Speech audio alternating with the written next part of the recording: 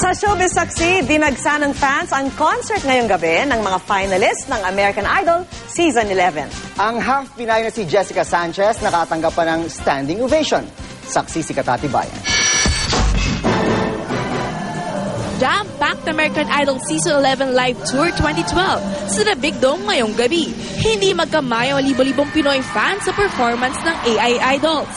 Huli at nag-iisang overseas leg na American Idol Live Tour ang concert ngayong gabi sa Smart Araneta Coliseum.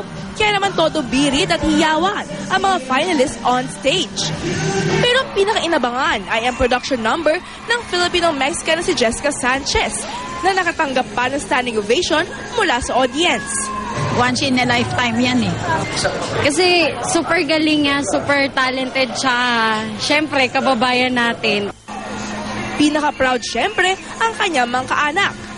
Naliligayan kami sa nangyayari sa kanya. Dahil bata pa lang siya, mahilig na talagang kumanta. Malaking bilib ko kay Jessica dahil magandang boses niya. Kaya sa panay ko nga siya pinagdadasal eh. Last but not the least naman, ang pag-jam ni American Idol Season 12 Grand Winner, Philip Phillips, na hindi halatang may iniindang sakit. Don't throw yourself like that.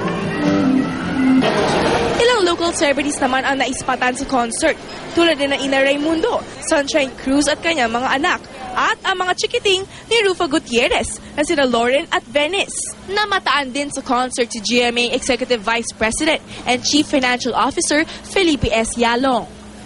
Ako si Katati Bayan, ang inyong naging saksi.